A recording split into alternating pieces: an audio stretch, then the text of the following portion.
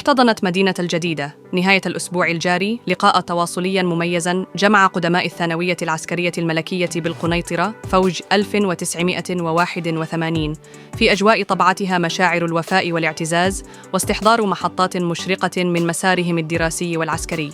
وشكل اللقاء مناسبة لتجديد الصلة بين خريجي هذه المؤسسة العريقة التي لعبت منذ تأسيسها دوراً محورياً في إعداد أطر وطنية بارزة في مختلف المجالات سواء العسكرية أو المدنية. وأكد المشاركون على أهمية مثل هذه المبادرات التي تهدف إلى صون الذاكرة الجماعية وتعزيز قيم التضامن والتآزر بين الأجيال، كما عبروا عن سعادتهم بهذه المبادرة التي سمحت لهم بلقاء رفاق درب الأمس ومدى عمق العلاقة التي تجمع قدماء الثانوية العسكرية الملكية بمؤسستهم وحرصهم الدائم على الحفاظ على روح الانتماء والمبادرة. جمال الزيتوني من قدماء الثانوية العسكرية الملكية الأولى بالقنيطرة. احنا اليوم متواجدين في مدينة الجديدة في واحد اللقاء تواصلي وديال صلة الرحم بين قدماء ديال الثانوية اللي ما تشوفناش بيناتنا ديال تقريبا 44 سنة. هذه واحد الفرصة باش نتلاقاو باش نديرو صلة الرحم نتفكروا الذكريات ديالنا ونشوفوا كيفاش يمكننا نقدو لجميع البلاد ديالنا بحيث قدمتنا في خدمة جليلة ومهمة. الجل ديال الإخوان راهم عاشوا في الثانوية واستفدوا من الدراسات المهمة، ونعطي الكلمة للإخوان باش هما يعطيو واحد التوضيح على المسألة هذه. Bonjour, Amis Kaderi. Je réside en France depuis 82, depuis que j'ai quitté le Maroc pour aller faire mes études en France. J'ai fait des études d'ingénieur, ensuite j'ai enchaîné par un doctorat, une thèse, et je me suis marié avec deux enfants. Et depuis, j'ai fait une carrière en France, dans l'industrie automobile notamment. Et là, aujourd'hui, on est réunis ici avec des amis depuis 44 ans, pour certains que je n'ai pas eu l'occasion de revoir. Donc, je suis très heureux de les revoir dans un cadre marocain. Chacun a eu son parcours, alhamdoulilah. Chacun a eu sa carrière, sa vie. Je les retrouve en bonne santé, alhamdoulilah. Donc c'est un événement qui est très spécial et qui sera renouvelé régulièrement, j'espère. Là, on arrive à un âge respectable, on est quasiment tous en retraite ou en pré-retraite.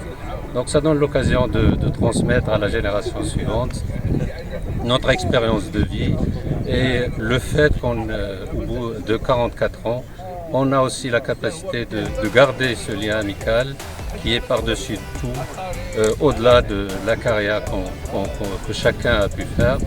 L'amitié reste avant tout le critère à mettre en œuvre. الاسم الشرادي عبد الحميد من قدماء الليسي ميليتير بروموسيون 1981. هذا اللقاء اللي درناه هو اول لقاء اللي درناه اللي سمعت به في حياتي، ان ناس كيتلاقاو من بعد واحد تقريبا 44 سنه ديال الغياب بيناتهم. واللي مزيان في هذا الامر انه كيجمع جميع الطبقات ديال المغرب، جميع المدن. كاين اللي جاي من فرنسا، كاين اللي جاي من كندا، كاين اللي جاي من امريكان، كاين اللي جاي من جميع المناطق المغربيه. واللي مهم بزاف لان ملي تلاقينا كنحكيو واحد الذكريات اللي عشنا عليها في الثانويه العسكريه الملكيه الاولى بحال العاد بدينا من جديد. وكاين واحد العلاقه وطيده بيناتنا كاخوان، وحنا من الناس اللي خرجنا واحد لو تيرم اللي سميناه فران فخير اي ان، اللي كنسميو دابا بعضياتنا لي فخير اي ان. وهذا اللقاء درناه في مدينه الجديده اليوم لان عندنا الصديق ديالنا هنا اللي عنده هذا الضيعه واللي تكلف بجميع المسائل. وان شاء الله قررنا باش كل عام غادي نبقاو نديروا لقاء في مدينه مغربيه وكذا كاع المناطق، حيت كل واحد جاي من منطقه باش المناطق كلها نزوروها. وهاد الصباح ان شاء الله درنا واحد الدوره جميله بزاف جديده في البرتغالي وهذا، واكتشفنا بصراحه شي اثارات ديالنا ديال حنا المغرب هما فين كنجيو جديده اللي عمرنا ما شفناها بحال اليوم.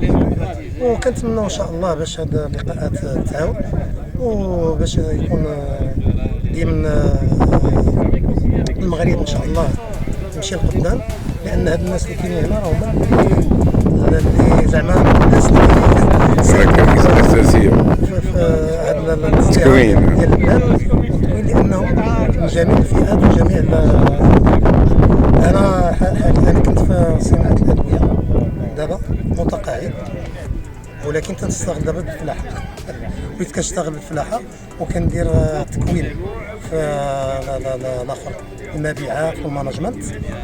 واهم حاجه عندي هي نتلاقى دابا الاصدقاء ونحيو لك الرحيم